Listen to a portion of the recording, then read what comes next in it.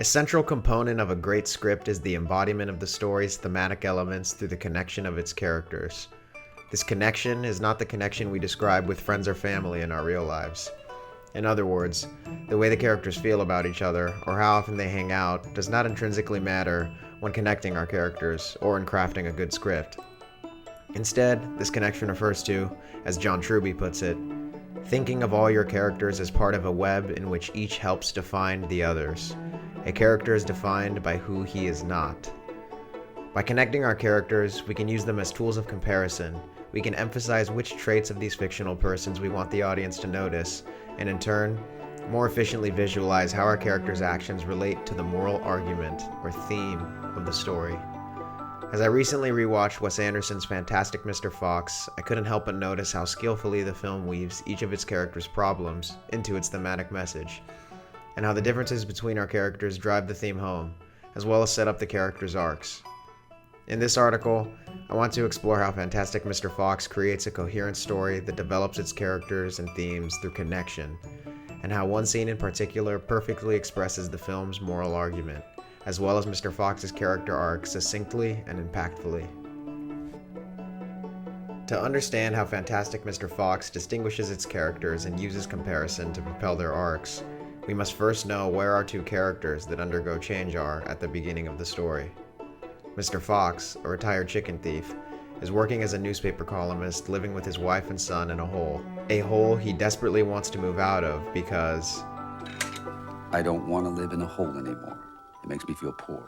Even though, as Mrs. Fox tells him, you know, foxes live in holes for a reason. Ash, Mr. Fox's son, likes to wear onesies with his pants tucked into his socks along with a cape, worries about his athleticism, small size, and status, and is standoffish to mostly everyone.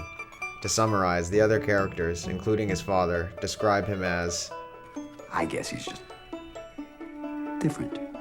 Though these two characters are almost polar opposites, Mr. Fox being a sly, slick, and witty fox, while Ash is a clunky, small, and strange fox, the deeper meaning of their desires is essentially the same.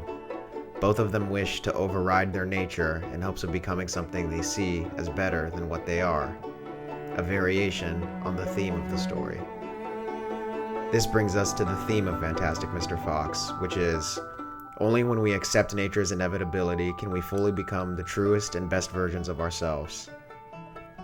Making both of our characters' desires and conflicts directly related to the theme is no accident. As Truby states, each character is a variation on the theme. Each deals with the same moral problem in a different way. By making each of the characters a variation on the theme, we are automatically distinguishing them by comparison, showing how differently they behave while confronting the same problem. The contrast in our characters' approaches also explores the theme of the story by showing the different ways people can approach the same moral dilemma. As Ash desperately tries to gain the approval of his father by being athletic, and Mr. Fox tries to live above ground while still giving in to his proclivity for thievery, we see two characters dealing with the same problem, an identity crisis, in different ways. As the film progresses, the script puts our characters in situations that show us their vulnerability to their nature, and their desire to reject it.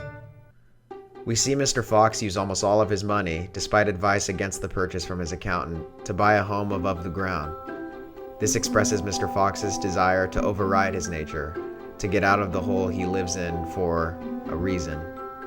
On the other hand, the opportunity he comes across whilst purchasing the home represents the vulnerability to the nature he's trying to resist. As he's looking around the new home, he sees the property of the farmers that allegedly make the house a risky purchase because of their ruthlessness, and decides to plan a heist to steal their produce, despite promising his wife that he would never steal again 3 years before. By showing the audience Mr. Fox's desire to overcome his nature, and then immediately revealing the inevitability of his nature, the audience understands where the conflict of Mr. Fox's story is rooted, in a battle for his identity. We get a similar setup to Ash's desire in the scene where Cousin Christopherson arrives. As Ash and Christopherson stand on a branch, ready to dive into an above-ground pool, Ash yells at his father to look at him as he clumsily falls into the water. What's this, Dad? Mr. Fox unenthusiastically replies, Good jump, Ash. Remember to keep your tail tucked. Christopherson jumps in, who is longer, more agile, and more slender than Ash. He gracefully falls through the air as he dives, making just a tiny splash as he enters the water, making Mr. Fox clap in awe of Christopherson's performance. Woohoo! Woo! Whoa! Look at that! This kid's a natural. I'm speechless, Christopherson. When Ash becomes visibly jealous at the contrast between his father's excitement of Christopherson's dive versus his own, his question for his parents tells us all we need to know about Ash's battle with his own nature. Do you think I'm an athlete? What are you talking about? Well, you know, I think I'm an athlete, and sometimes I feel like you guys don't see me that way. Ash wants to be an athlete so that he can have the recognition from his father that he feels he deserves. He wishes to override his nature, his size and clumsiness, to become something he sees as more desirable. As you can hopefully see by now, by making our characters' journeys both deal with the same moral problem of attempting to overcome one's nature, the film develops the characters through contrast, and in result, explores the theme through their decisions. In order to make our characters' mindsets regarding the moral problem evolve, the film must put our characters in situations that reveal the way they think, as well as show us why the way they think is holding them back. The way the film does this is by giving the characters a moral need. A character with a moral need is always hurting others in some way, his moral weakness at the beginning of the story. In Ash's case, he and Christopherson are constantly forced to spend time together, as Christopherson lives with the Fox family, goes to school with Ash, and eventually gets trapped in the ground with him. As Ash becomes more aware of Christopherson's superiority in athleticism, social situations, and even just being more popular among their peers, he becomes increasingly jealous of his cousin. This makes Ash spend most of the film in envy of Christopherson, hating his own natural build, lack of athleticism, and quirky personality, as he appears inferior next to Christopherson, a fox that seems to have all he wishes he had. This holds Ash back from ever being satisfied with himself, and in result, makes him lash out at others in hurtful ways, letting us know what Ash's moral need is. Well, anyway, it's not half as bad as double pneumonia, right? I mean, his dad's got 1 foot in the grave and 3 feet on a banana peel. It's a lot worse than just a... Excuse me, everyone. I'm gonna go meditate for half an hour. You have got 29 minutes to come up with a proper apology. Me? Me have an apology? He gets a bandit hat? He just got here, he got a bandit hat? Where's my bandit hat? Why didn't I get shot at? It's because you think I'm no good at anything! Well, maybe you're right. Thanks. Told you not to bring him. Ash's moral need is to stop hurting others because of his own insecurity, and the only way he can do that is by achieving his psychological need, accepting his nature. On the other hand, Mr. Fox's addiction to stealing produce is how the film expresses his moral need. In the first scene of the film, when this happens, No, it just falls straight right down. Whew. I guess it's not spring-loaded. I'm pregnant. Wow. We're gonna have a cub. Honey, that's great news. If we're still alive tomorrow... If we're still alive tomorrow morning, I want you to find another line of work. Okay. the audience becomes aware of the dangers that come with Mr. Fox's thieving profession. It puts those he loves in danger. This is why when Mr. Fox goes back to stealing chickens, it puts his family and entire animal community in danger, as the farmers do everything in their power to rid the land of any animals that interfere with their business. As Mr. Fox is forced to retreat from his newly bought home and go into underground hiding to protect his family, it reveals Mr. Fox's moral need to stop making decisions that put his family in danger. This moral need can only be achieved when he realizes his psychological need to not worry about impressing others and outwitting enemies in order to portray himself as quote-unquote fantastic Mr. Fox. As Mr. Fox's journey progresses, there are a few reminders we consistently receive about Mr. Fox's fear of nature, as well as the inevitability of it. These reminders come in the form of Mr. Fox's phobia of wolves, his addiction to robbing farmers of their produce, and the phrase minutely referenced throughout the film, wild animals. Mr. Fox's phobia of wolves, which is referenced often throughout the film, at first seems like a funny bit, but as the story's theme unravels, it is revealed to be a much deeper insight into Mr. Fox's fear of his own nature. Mr. Fox doesn't actually have a phobia of wolves, but rather a phobia of being out of control, a phobia of nature's inevitability. You know, one time this wolf I saw... Wolf, what's with all the wolf talk? Can we give it a rest for once? Yeah.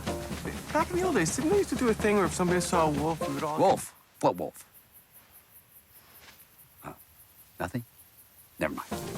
In the film, wolves are the most dangerous of all of the animals. They don't talk or dress in clothes like the rest of our characters do, and are known to be deadly hunters.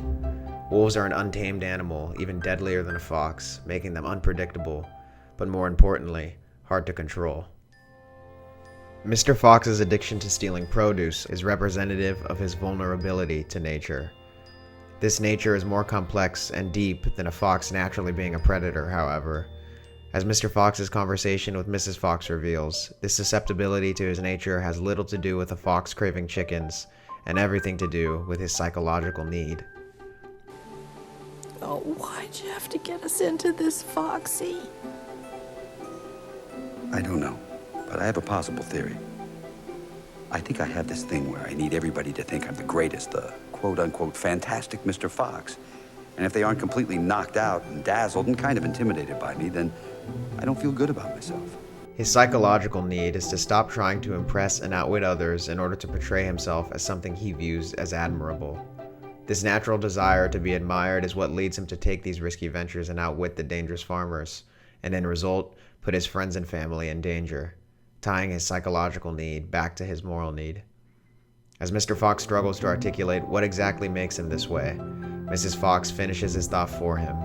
Foxes traditionally like to court danger, hunt prey, and outsmart predators, and that's what I'm actually good at. I think at the end of the day, I'm just... I know. We're wild animals. This description of Mr. Fox and every other character in the movie as wild animals means more than organisms being powerless to their naturalistic tendencies. Instead, as Mr. Fox's admission of his ego suggests, this acceptance of themselves as wild animals is an acknowledgement of the flaws, strengths, desires, and aspirations we all have.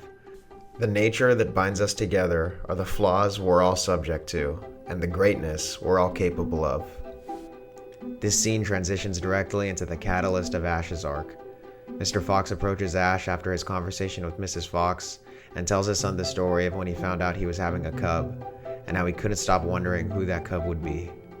And when he says this, Ash, I'm so glad he was you. It's not your fault. It's mine. it makes Ash realize he never needed to defy his size or lack of athleticism to gain his dad's approval. His father loves him for exactly who he is. Now, knowing this information, Ash can love himself for who he is too. I can fit through there. Hmm? You wanna know why? Why? Because I'm little. And if the meanings of these arcs wasn't already clear, the lessons of our characters' journeys are perfectly captured in a scene immediately after the final showdown between Mr. Fox and the farmers. As they're escaping town on a motorcycle, Mr. Fox sees the animal he only referenced throughout the entire film, a wolf off in the distance. He stops the motorcycle and tries communicating with the wolf. He expects to relate to him in some way, asking him if he thinks we're in for a cold winter and where he came from. When this doesn't work, he even tells the wolf, I have a phobia of wolves. almost like he's admitting something sinful, something untrue. As he realizes that the wolf cannot understand him, Mr. Fox doesn't keep his phobia intact or judge the wolf for its primal lack of communication, but stares at it admiringly. As a tear rolls down his face and he raises his fist in the air and sees the wolf do the same, it becomes clear that Mr. Fox has not only accepted his own wild animal, but is aware that it is the one thing that we all possess. As the film ends with Mr. Fox still living in a hole, and Ash still being a small, uncoordinated fox, we realize that not much has changed in our characters' material state since the beginning of the film. The things they desired in the story's beginning were not achieved, but Mr. Fox and Ash took away something much more important than an athletic build or an above-ground home. By connecting our characters through the moral argument, and by giving our characters both a psychological and a moral need, We understand that even though neither Mr. Fox nor Ash achieved what they originally set out for, the acceptance of themselves and the awareness of the nature that makes us one and the same is immeasurably more valuable than any material state could be. Making each of our characters' problems a variation of dealing with the moral argument makes all the events, subplots, and actions our characters take meaningful and impactful.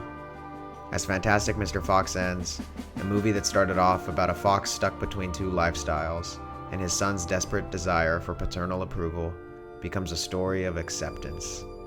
Mr. Fox and Ash are only capable of helping themselves, as well as the people they love, when they accept their own nature and become aware of everyone else's.